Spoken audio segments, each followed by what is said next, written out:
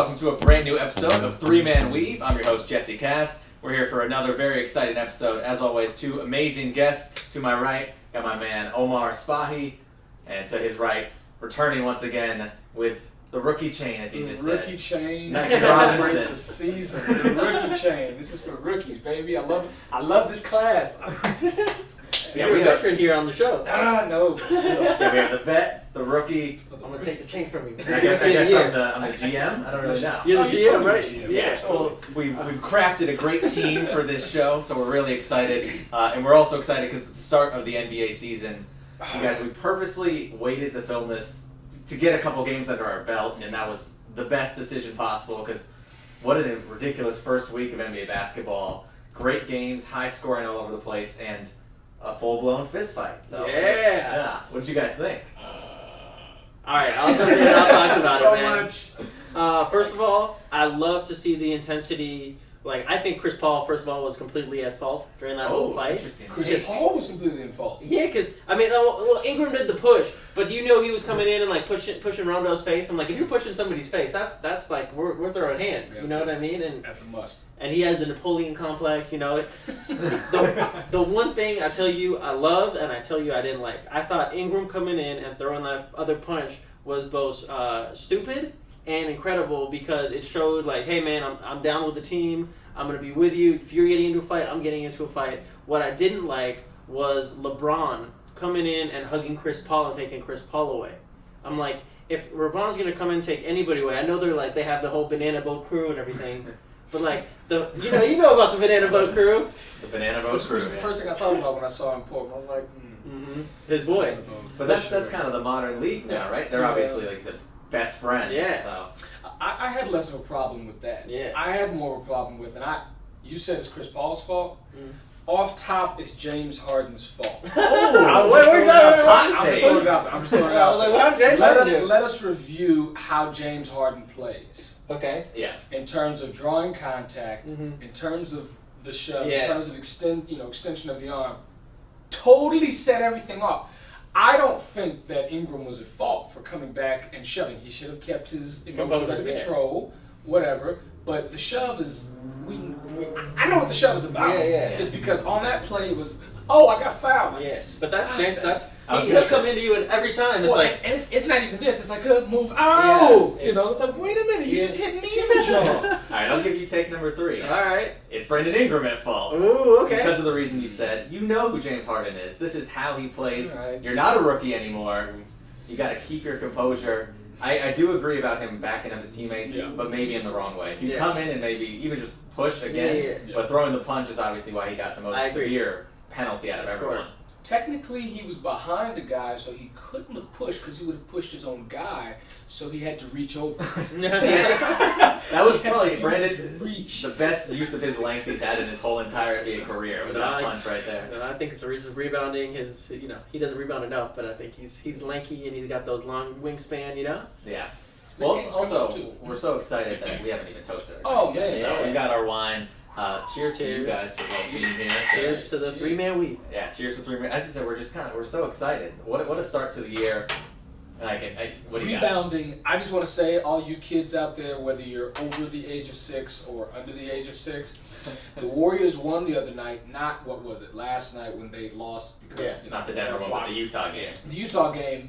Box out. Box out. Box out. If that is not a prime example of what boxing out does for you, simply just standing there, move a guy out of the way, put your butt on him and get him out and get a rebound and, beat the clock. Perfect example of boxing out. This is why you do it. Yeah. And that's kind of what the Warriors present with what they have the past few years with having 4 All-Stars on the court. Everyone gravitates to those 4, and then lo and behold, there's Jonas Jerebko. Slowly just backing you up, and you're like, why is there a backup? It's because you're being boxed out. Yeah. Box out, box out, box out. Shot goes up, you get a body on somebody. That's what it takes. That's it. Before we go too far there, still in the Lakers-Rockets fight, you blame Chris Paul, so you don't think that he got spit on. That you're not part of the spit gate with Rondo. I thought Chris Paul did spitting. No. That's what I saw. So, wow. Yeah, I don't know. Maybe I saw the video. That's a whole new twist. That's a whole new plot. It was total. I think the spitting by Rondo was an accident. I'm just saying. Yeah, it wasn't like intentional. it was not an intentional spitting. I don't think so. Is there a play call for intentional spitting? Either Gleek, I don't know what he did. I mean, sure, there may have been some spit that flew out of his mouth. I don't think that he spit on him intentionally. I tend to agree with that. But I think just the situation with these two guys, obviously, it's come out now, and if you follow them through their careers, they don't like each other at all. Chris Paul and Rajon Rondo, it's a long history between them. So anything in your mind at that point when you don't like someone, you feel the spit, whether it's accidental. He spitted on me. So. I like how the finger took a while to get placed too. Yeah. Trying to figure out where to get it, and finally got it. It's like I shouldn't put it directly in his Not eye. the eye, but I can't get the eye. It took him a couple of tries. I liked that. But it was probably our first fight in a while where we really saw punches land. It was Yeah. I mean, you remember YouTube used to not allow them on there with the punches landed. Yeah. And so it was like, we get to see like the stuff that YouTube is too hot for TV, you know? Yeah, the Chris Paul got a nice little 1-2 in there, though the second one was kind of muffed and, Yeah. It was like a Chris Childs, Kobe. Yeah, right? The Chris Childs Kobe, man, that's a legendary fight, man. Shout out to the Knicks. Yeah, shout out to the Knicks.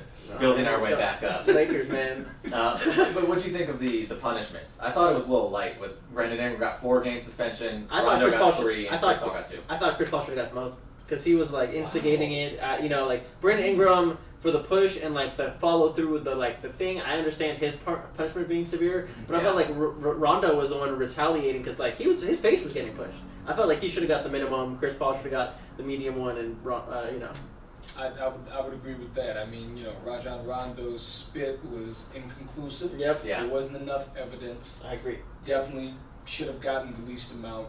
Brandon Ingram should have got the most. Chris Paul should have gotten either the most or right in the middle. Yeah, I'm with you. Yeah, no, I agree. I think Ingram should have got the most, but the other two with Paul and Rondo.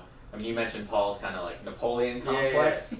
I do think Rondo, he's obviously not as diminutive as Chris Paul, but they both, while being incredible players, have, I don't know what the right word is, punkish moments on the court where they're hitting you in the groin and they're basically getting any advantage. They're very similar in that regard. Dirty, so they both have dirty elements to their game. So it's not surprising to see where that went. No, Chris Paul or Rondo can take an inch. They're going to go for it and try to get that inch in. They're going to get several inches after that. One thing I'm really, really upset about was LeBron. Like LeBron went and hugged Chris Paul, and like you're with a new team now with the Lakers. It's first few games. You want to show camaraderie. You want to prove everyone that you're not here to make movies and just just coast. You want to show that you're here to win, and if anything, that means backing up your current teammates. Because you're spending all this time with them.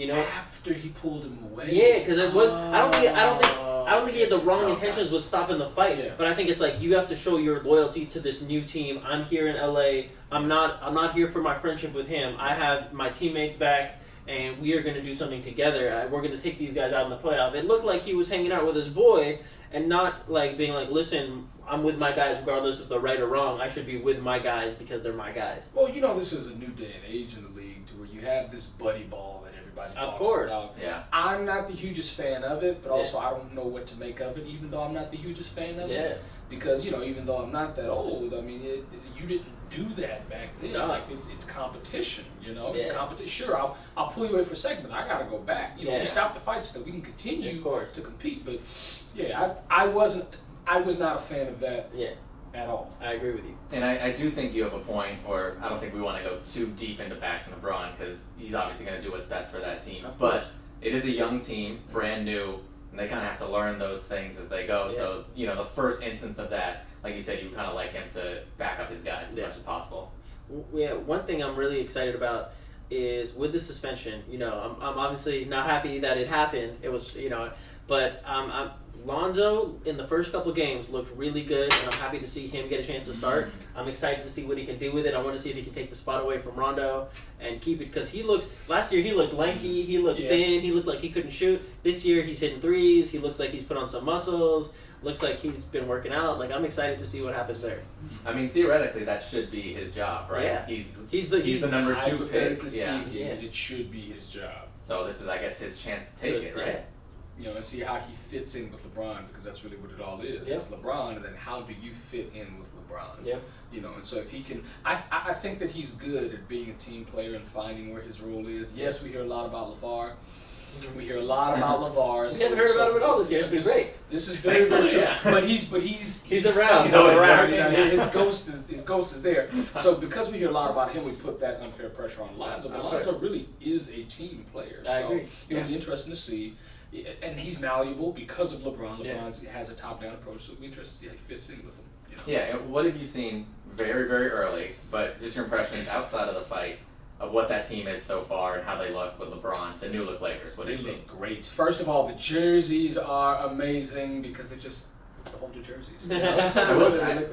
They've only worn the yellow, but they really messed up the purple with that stripe? black stripe. Yeah. What is that? We're Gonna get off track, but no, it looks like. But it they looks would like be, like I said, they really. would be perfect if they didn't try to get too cute with the black stripe. Colors aside, I don't really care about the colors. What I'm a fan of are the shorts. I love the short cut. shorts. I love those. I need a pair of those. I need a pair of those. My Warriors don't wear those tight shorts, but I may get some Lakers shorts just to wear like those tight. Like those are dope. That's the LeBron effect already. Yeah. He went from wearing that in the pant, the suit, the short suit last year. Yeah. Everybody made fun of him. Now everybody wants to wear those shorts. Yeah. In basketball form. Genius. Genius. He's LeBron on the cutting edge. But yeah, Omar, your thoughts on the Lakers? I'm interested to see, like, we're talking about the shorts for a second. Like, I remember the Lakers, there was one game, they were playing Boston, they wore the shorts, and at halftime, they just couldn't do it. Right. They switched It's back.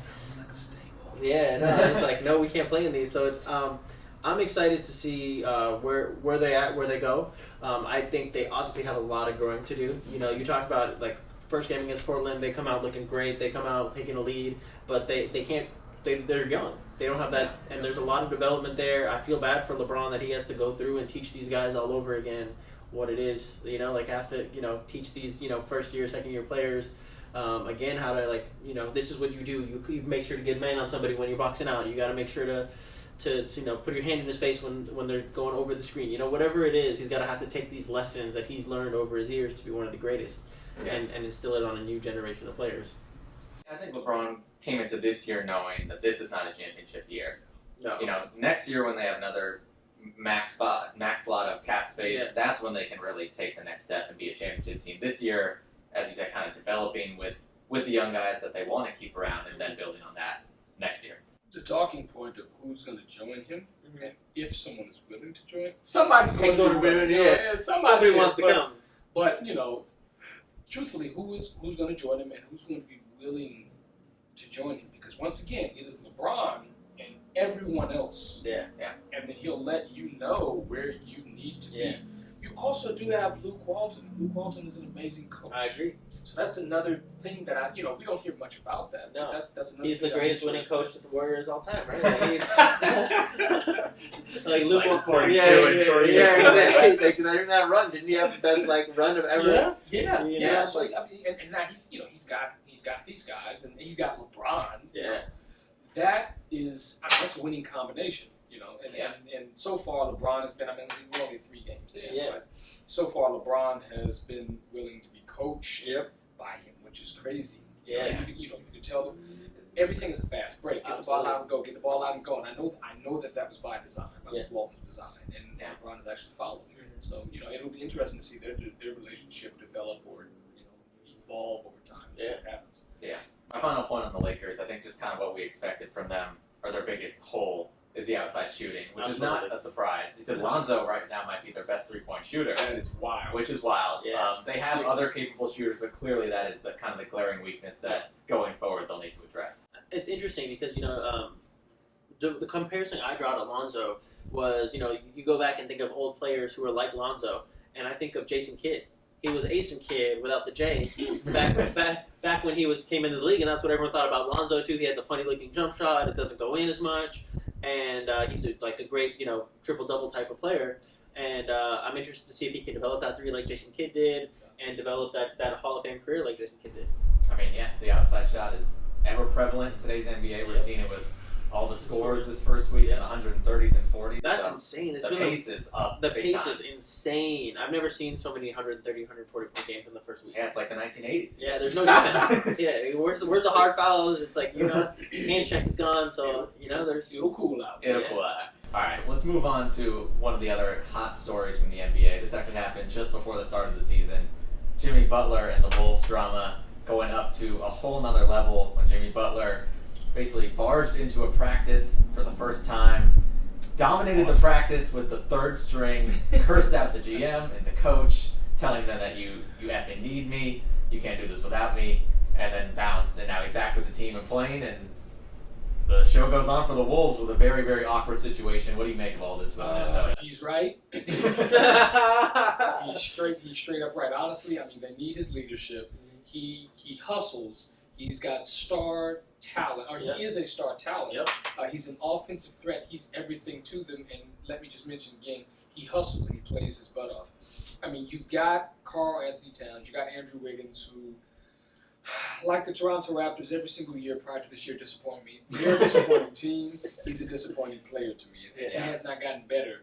He hasn't gotten better each and every year, and has not, made the leap each and every year like I thought he would, like he should. In fact, gone the other way. He's gone the other way. He has regressed every single year. Yeah. So I know that a lot of what Jimmy Butler was saying was about him was probably about Karl Anthony Towns. Sure, score your points, but we're not winning. Yeah. And you have to bring that winning mentality to this team. I mean, they have a tough coach with Thibodeau. They've got a tough player with Jimmy Butler. Feed off of that. You got decent, you got Jeff Teague. They got Derrick Rose now, who's apparently turning back the hands of time. Right? Take advantage of that. You got to play hard. And I know those guys are not doing it. So he's right. And even last year, when Jimmy Butler was healthy, when he missed like 20 or something games, the Wolves were the 3 seed, and they ended up being the 8 seed. But they were still winning, and there was all this tension. So even with winning usually cures all, it didn't here, and there's a lot of issues there.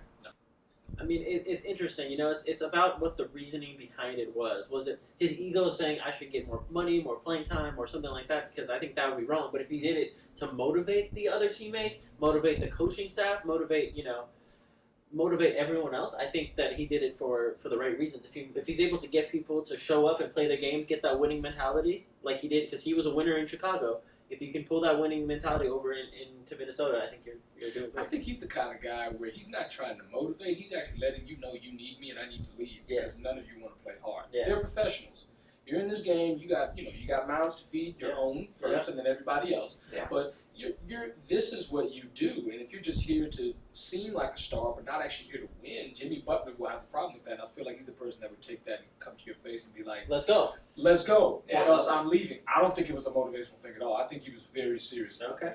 I think there is a little of the column B in there, in the fact that Wiggins got a $150 million extension, and Jimmy Butler, contract coming up, he wanted his big money extension, along with the fact that he plays so hard. I'm the reason that we're winning, therefore I deserve this money. I think it's a little bit of column A, a little bit of column B. I can see that. That makes sense. I like it, man. I think he has he could be ended up on the trading block. He could be end up saying we don't know what could happen with him. Yeah. What does Minnesota do? Shoot, they get rid of him, I think. Yeah. I personally would like to see them get rid of him. You really? Yeah, I would. Where do you think it's a good landing spot for Jimmy? Well, unfortunately, because there are rumors that are going around about KD going to New York, I would love to see him in New York. Yeah. I would love to see him in New York, point blank period. I mean, he was almost in Miami, and then that, they pulled the plug on that. Yeah. Let him flourish and thrive in New York. I like the idea of New York building themselves back up from this young team. Like, they have the unicorn now in Porzingis. They have all these great young players. I like that OKC mentality of Westbrook, Harden, Durant, and building it up from the ground up. I think New York can do that, and in a few years from now, they're going to be a powerhouse. And I think that New York knows. Bold statement. It is a bold statement, but I think that they do know from the last time when they gave up almost literally everything for Carmelo Anthony, and they've specifically said they're not going to do that again. So I think they're interested in Butler, but they're not going to trade any of their good young players. Knox, Ntilikina, or a future first-round pick. So which totally wouldn't make sense. I mean, in an ideal world, I'd love to see him there. I can see that totally would not make sense. I mean, go Knicks. They do have pieces in place. Yeah. And now they got Fizdale, right? So now they have Fizdale. So they got Fizdale, who's going to be pushing them to get to where they need to be. I love his coaching. I mean, just when you talk about like coach who, like, talking about Jimmy Butler getting out there and he was going after the ref. He didn't care if he was going to get fined. He said, we get the fouls, we don't get fouls when he was in Memphis. Like, that's the kind of coach New York needs. Someone who's going to stand up for them, someone who's going to say, listen, we're going to bring this winning mentality to New York because New York has been, a long time without our championships. And I think it's time that they get an act together and start to build. Yeah, a long time without being just competent or competitive. So, the last baseline, building blocks. But as we move forward in the NBA season, what else has impressed you? Nican, we know you follow your Warriors. Luka Doncic. Big Luka. We talked about that way back in the summer about when he was getting drafted. I told you I loved him a lot. He looks so good so far. Omar, you've had your Dallas connections as well. Yeah. What do you think of Luka? Yeah, man. I think he's the future of the franchise. Especially him, Dennis Smith Jr. And with Dirk on his way out over the next couple of years, I think there's time to hand off the franchise, and I think I'm ready to. Dennis Smith Jr. is taking a back seat to Luka. See, I like them both, man. Even though he doesn't want to, doesn't necessarily have to. In my world, he takes a back seat to Luka. All right. Luka's got it all, and Luka's been a professional now. MVP in the Spanish league last year at 18. He's So just got so much game. Yeah. Here's my main thing, which goes back to the box out. Yeah. Yes, when you score, you're creative. You've got this quality star power. The biggest thing is the effort, and so he brings that effort and that type of mentality to the game. Yeah. Dennis Smith takes a back seat to Luka Doncic. Yeah, I think Luka's something special. I agree with you there. Oh, yeah. All right, some other rookies, just quickly. We'll go a little rapid fire. Tell me, Aiden. Do you think he boom or bust? Boom. Yeah, he looks good. So what do you think about Aiden? I think so too. I think in that offense, I think he's going to be someone who's going to thrive, just because they don't have a lot of talent there yet. I know they got Ariza, but they have Devin Booker, of course. Devin Booker, of course, dropping 70. But your casual 70. Casual 70, me, Patrick Ewing, and that's about it, right? Jordan? Or David Robinson. David Robinson wasn't Patrick Ewing? Yeah. My bad. It's my bad. I was at that game.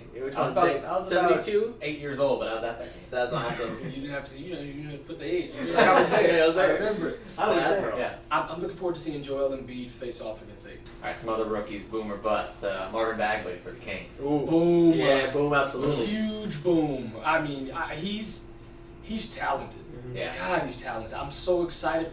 The rookie chain. All the rookies. Well, that's what's inspired me. So excited, man. Trae Young. Yeah, Trae Young. Yeah. I can't wait to see what he's going to do in the long term for this season. Long term. Yeah. I will say, as it's very early, but I am impressed with what I see from Trae Young. Yeah. The 35 and 10 game was incredible, but I'm most impressed by not his shooting, which we knew, but his playmaking for other teammates looks far ahead of what I thought it would be. I mean, in Oklahoma, he showed spots of that, little sparkles of it, but of course he didn't have the personnel in college to be able to do that. You have a different league completely. You have Yeah. everyone's competent in the NBA. Yeah. So I think he's totally going to thrive. We'll see in the next couple of years what happens when he gets to the playoffs. Yeah. Some other rookies. Jaren Jackson Jr. from Memphis. Love him too. Yeah. I haven't had a chance to see him play yet, so I'm excited to see go watch him. All right, we can talk about the Knicks. Kevin Knox, he did sprain his ankle, but he had 17 the game before. What do you think about him? I was really excited to see what he did in preseason. I need to watch more. Yeah, in preseason he was killing. He was like the guy you were like, oh, I kind of have to take notice of him because he's gonna be somebody who's gonna blow up. He has that like potential to be like, oh, okay. I saw him back in that preseason before he started playing, and he was this thing. He has this star quality about him that I think can really shine through. All right, also another rookie. I'm just gonna say he's gonna be real good because I've been watching him. Shai Gilgeous-Alexander for the Clippers. I was gonna say you've been talking about him. He just put up a great game. Really tough assignment against James Harden. Obviously, no one's gonna stop him, but just his defense and kind of his pace already, where some rookies look like they're going too fast. He has that pace down. Yeah. I can't remember which preseason game it was, but because you kept mentioning him, I watched it and I was like, wow, he's got all the tools to be successful. Yeah. He's got the length. He's got the IQ. Like I like his game. I have to watch more of him as well. Yeah, he looks really good. And before we get on out of here, we're just having so much fun with this rapid fire. We're getting way ahead of ourselves, but free agents for next year. There's a lot. There's Kevin Durant. There's Kyrie Irving, even though he said he's going back to Boston. He was almost there. He wanted to go to the Knicks. I know. He wanted to go to the Knicks. Go Knicks. So there's Clay, there's Draymond, there's Kawhi Leonard, who we didn't get to talk about, who's been great. Where do you see some of these guys going? 2 Warriors are staying Warriors. Well, I don't know. 2 out of the 3. 2 out of 3. Ooh, wow! I just kicked Kevin Durant. Yeah. Klay Thompson and Draymond Green staying Warriors. Yeah. Kevin Durant. What do you see? Well, I mean, you had a rumor of where Kevin Durant could go. I mean, I think he could go to New York. His agent and business manager. He's a big Knicks fan. There's that kind of desire for him to be the guy and carry a team after, not necessarily coasting. He obviously had dominant finals performances with the Warriors, but there's going to be that stigma until he does it as the guy, which he didn't do in Oklahoma City. Exactly. Yeah, I mean, I don't know. I think he's already kind of cemented his legacy, winning multiple championships here, and it's like I think he stays. He's built a camaraderie. He's like now they have 5 All-Stars. With DeMarcus, with the addition of DeMarcus potentially if he ever comes back, and I think you building something that's like a Hall of Fame all-time team. I think you're gonna stay with it and ride it out until at least another cycle, because you have a chance to build something that's like think about the greats in the game. You think about like Magic and Bird, like they had 5 and 3, and Jordan, Bill Russell had 11. Like you can get into that conversation between Jordan and Russell if that team stays together, and that's something that's scary, and that's something that doesn't happen like in our generation.